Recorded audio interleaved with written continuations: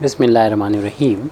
On the demand of Rajini from Patna, Bihar, BSc Honours Patliputra University. ये problem matrix की है. Prove that the inverse of a non singular matrix is unique. हम लोग जानते हैं कि inverse जो होता है एक नॉन सिंगुलर मैट्रिक्स का ही होता है. हमें बताना है कि इसका जो इनवर्स होगा मैट्रिक्स का वो यूनिक होगा. सबसे पहले तो हम ये मान लेते हैं अगर पॉसिबल हो तो माना कि इनवर्स यूनिक ना हो के माना कि इसके दो इनवर्स है मैट्रिक्स के, तो इसी चीज़ को हम लिख देते हैं. इफ़ पॉसिबल, अगर ऐसा पॉसिबल हो कि दो हैं, यानी हमें कंट्रडिक्शन मेथड से इसको प्रूव करेंगे. Let B and C be two inverses of a square matrix A. यानी एक स्क्वायर मैट्रिक्स हमने A ले लिए जिसके इन्वर्स दो ले लिए, B और C दो इन्वर्स हमने यहाँ पर लिए हैं. इसलिए चूँकि देखें कि A का इन्वर्स B है और जब डेफिनेशन हम जानते हैं इन्वर्स की, A का इन्वर्स अगर B होता है तो AB का हम प्रोडक्ट करते हैं, यानी ए और बी का मल्टीप्लिकेशन करते हैं तो जो प्रोडक्ट आएगा वो आई के इक्वल आएगा. या इसको ऑर्डर को रिवर्स भी कर दें, यानी बी ए लिख दें, फिर भी बी और ए का जो मल्टीप्लिकेशन होगा वो आइडेंटिटी मैट्रिक्स आई के इक्वल आएगा. इसको हम इक्वेशन नंबर 1 डाल देते हैं जिसका यूज़ करेंगे.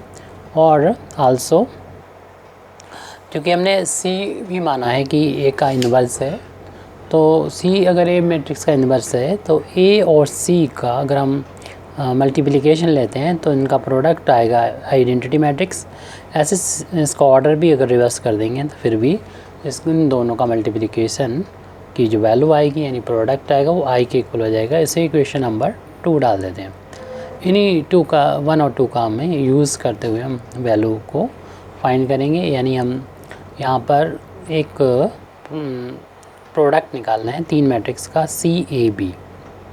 इसको हमने लिया है अपनी तरफ से C इंटू, और इक्वेशन नंबर हम 1 को देखें कि A इंटू B की वैल्यू जो है इक्वेशन नंबर 1 से I के इक्वल है, तो इसके इक्वेशन नंबर 1 दे देंगे. हमने यहाँ पर यूज़ किया है यूजिंग इक्वेशन 1. और देख रहे हैं कि हम लोग जानते हैं किसी भी मैट्रिक्स का जो प्रोडक्ट होता है आइडेंटिटी मैट्रिक्स के साथ वो C के इक्वल होता है, क्योंकि I जो है यहाँ पर एक आइडेंटिटी मैट्रिक्स है. इस तरीके से हमने यहाँ पर निकाल दिया C into AB is equal to I के इक्वल ले आया, C के इक्वल ले आया सॉरी. और इसको एक नया इक्वेशन 3 डाल देंगे. अब ये ABC ही लेना है हमको और इसी ऑर्डर में लेना है. बस ये करना है कि C और A को एक ब्रैकेट में कर दें और B को इसको बाहर रखें.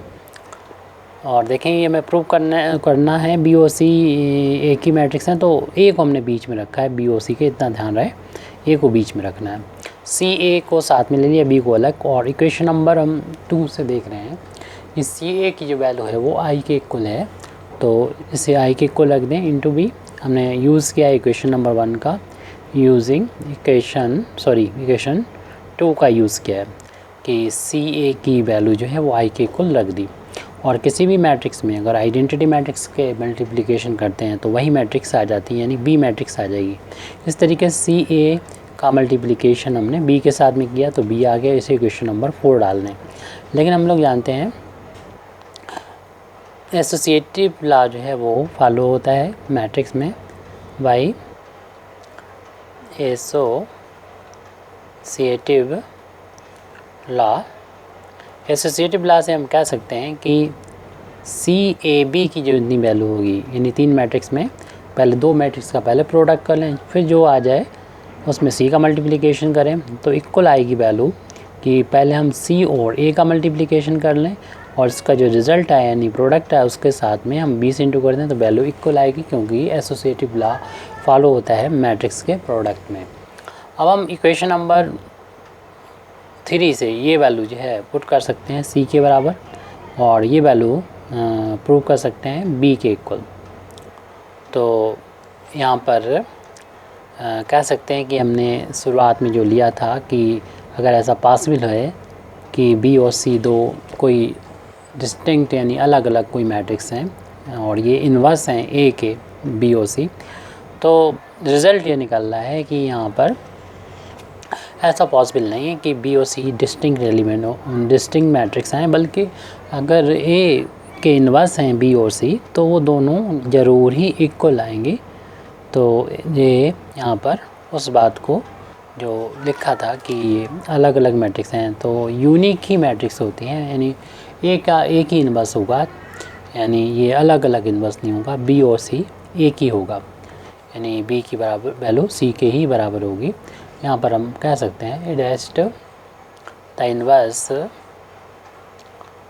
इन्वर्स इज़ यूनिक, या अपना जो पूरा स्टेटमेंट दे रखा था उतना भी हम पूरा लिख सकते हैं। Thank you very much Indeed for listening me. व आखिर दावाना अल्हम्दुलिल्लाहि रब्बिल आलमीन।